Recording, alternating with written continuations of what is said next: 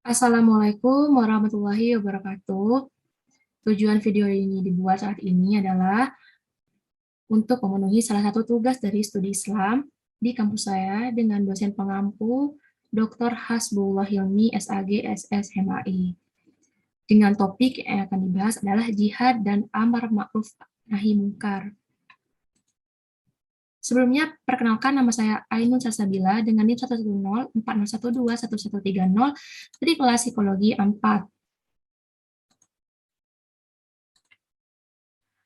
Jihad dewasa ini seringkali dipahami tidak sebagaimana mestinya. Kondisi ini dipicu oleh beberapa sebab. Salah satunya pemahaman yang salah terhadap mana jihad. Maka dari itu kita harus mengetahui terlebih dahulu apa sih pengertian jihad ini. Nah, secara etimologi, jihad ini adalah perjuangan dengan mengerahkan segenap kemampuan, baik perjuangan dalam bentuk melawan musuh di medan pertempuran atau perperangan, atau perjuangan tanpa terjun ke medan pertempuran. Sehingga contohnya adalah Muslim yang berjuang dengan menuntut ilmu, kemudian berdakwah di jalan Allah Subhanahu wa Ta'ala, sudah termasuk jihad atau mujahid, pelaku jihad. Sedangkan secara bahasa, jihad ini adalah bersungguh-sungguh. Nah, pengertian jihad ini harus dipahami dengan baik oleh seseorang, karena tidak setiap kata jihad maknanya berperang. Sebab saat ini kata jihad ini banyak digunakan dalam arti peperangan. Namun bukan berarti jihad ini hanya sebatas peperangan. Selanjutnya adalah makna jihad dalam Al-Quran. Yang pertama adalah jihad bermakna perang. Pengertian jihad sebagai perang dapat kita lihat dalam surat At-Tahrim ayat 9. Allah berfirman, Ya ayuhan nabiyyu jahidil kuffari wal munafiqina walaghul alaihim wa ma'wakum jahannam wa bi'sal masir. Yang artinya, hai Nabi, perangilah orang-orang kafir dan orang-orang munafik dan bersikap keraslah terhadap mereka. Tempat mereka adalah jahanam dan itu adalah seburuk-buruknya tempat kembali. Berdasarkan redaksinya, ayat ini sangat mudah untuk disalahartikan oleh orang-orang yang salah kaprah terhadap ajaran Islam. Kata atau kalimat perangilah orang-orang kafir. Jika dipahami sekilas, maka akan menggambarkan bahwa dimanapun ada orang kafir dan munafik, mereka harus perangi. Tetapi bukan itu poin pentingnya. Orang kafir dan munafik yang diperangi ini melakukan ide dan perbuatan-perbuatan mereka yang bisa mengotori lingkungan dan merendahkan ajaran Islam. Dalam penjelasan selanjutnya, perang ini terhadap orang-orang kafir dan munafik adalah dengan hati, lisan, harta, jiwa, dan kemampuan apapun yang dimiliki. Yang kedua adalah jihad bermakna moral. Adapun pengertian jihad sebagai jihad moral bisa kita jumpai dalam surat Al-Ankabut ayat 69.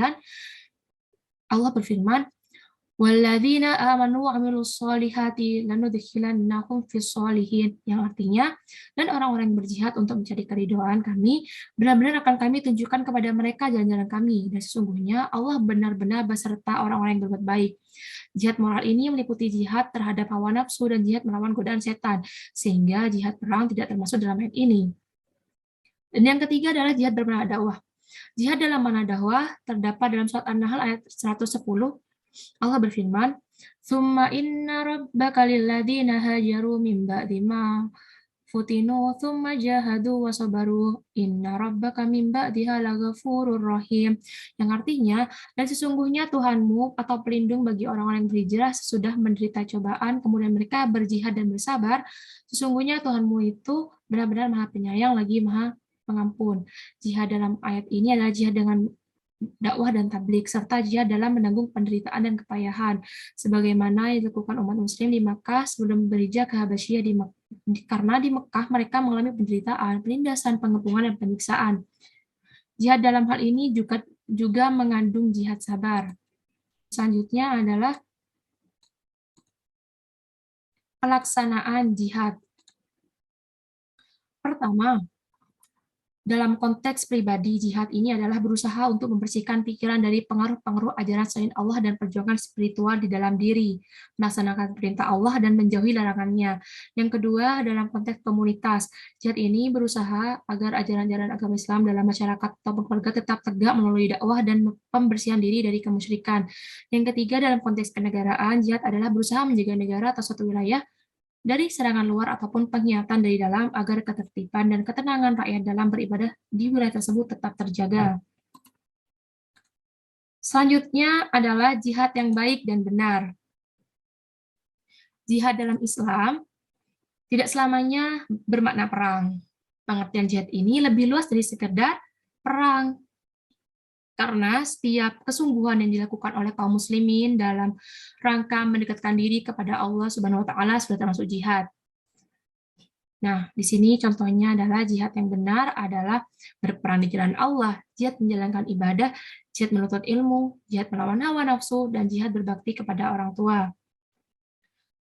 Nah, sedangkan yang salah satu contoh perbuatannya adalah pengeboman gereja, pengeboman tempat umum, dan terorisme. Karena hal ini dapat berakibat hilangnya nyawa, cacat fisik, trauma psikis, dan pemiskinan secara ekonomi. Salah satu perbuatan yang salah ini adalah terorisme. Ini merupakan perbuatan yang menggunakan kekerasan atau ancaman yang dapat menimbulkan suasana takut secara meluas dan dapat menimbulkan korban jiwa secara massal, dapat menghancurkan fasilitas umum, lingkungan hidup, atau fasilitas internasional dengan motif ideologi, politik, atau gangguan keamanan. Semakin ke sini, bunuh diri melibatkan paradoks dalam Islam.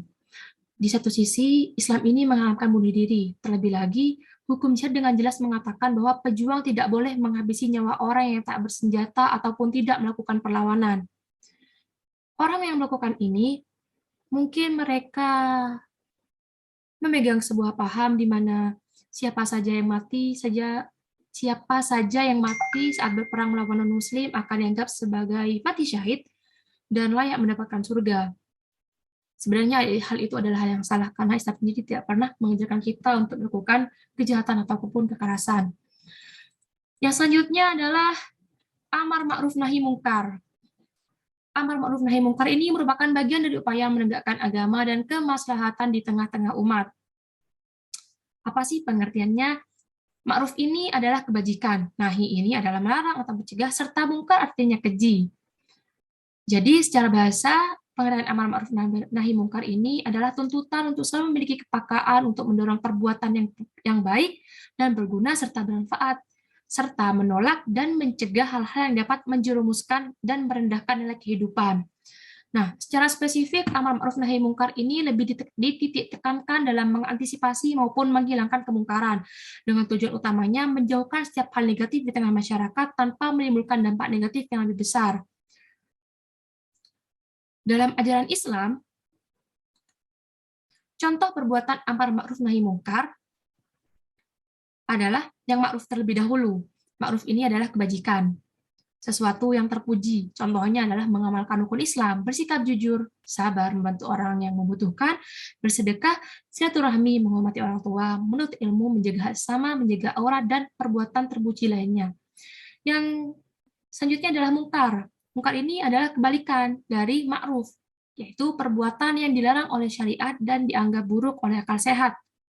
Contohnya adalah berbohong, iri, dengki, takabur, mengadu domba, berbuat zalim, menyuap, memukul, membunuh, dan perbuatan lainnya yang tidak dibenarkan oleh Islam.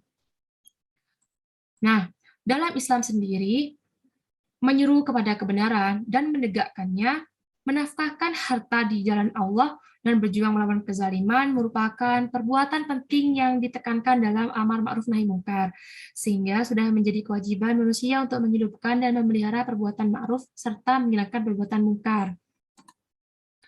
Salah satu dalil amar ma'ruf nahi mungkar yang ada di Al-Quran adalah surat Ali Imran ayat 114 yang berbunyi, Bismillahirrahmanirrahim, yu'minuna billahi wal yawmil akhir wa ya'muruna bil ma'ruf wa yanhauna 'anil munkar wa yusari'una fil khairati wa ulaika minas sholihin. Yang artinya, mereka beriman kepada Allah dan hari penghabisan. Mereka menyuruh kepada yang ma'ruf dan mencegah dari yang mungkar dan bersegera kepada mengerjakan berbagai kebajikan. Mereka itu termasuk orang-orang yang soleh. Nah, saat ini banyak sekali umat Islam yang memiliki pandangan bahwa melakukan suatu perubahan dalam masyarakat adalah dengan menggunakan kekerasan. Alasan yang dijadikan untuk melakukan ini adalah konsep jihad. Pemikiran semacam ini muncul di mana-mana sehingga banyak ditemukan tindakan kekerasan yang dilakukan oleh umat Islam dengan mengatasnamakan agama. Pemikiran seperti ini dibatkan dengan orang melihat matahari yang kemudian menyimpulkan bahwa matahari mengelilingi dirinya atau bumi. Tetapi sebaliknya, ternyata bumilah yang mengelilingi matahari. Demikian juga dengan mereka yang melakukan jihad dengan cara yang salah dan mengatasnamakan agama. Mereka mungkin memiliki pandangan bahwa kekerasan akan menyelesaikan masalah, tetapi kita tidak tahu bahwa yang terjadi adalah malah sebaliknya. Nah, dari berbagai paparan di atas, semoga bermanfaat dan semoga kita termasuk orang-orang yang bertakwa dan diridhoi oleh Allah. Serta saya memohon maaf apabila penjelasan saya tadi terlalu bertele-tele, ada kesalahan, terutama dalam pembacaan ayat suci Al-Quran, dan ya kekurangan dari saya dan kelebihan semua itu dari Allah Subhanahu wa taala. Wabillahi taufiq wal hidayah. Wassalamualaikum warahmatullahi wabarakatuh. Terima kasih.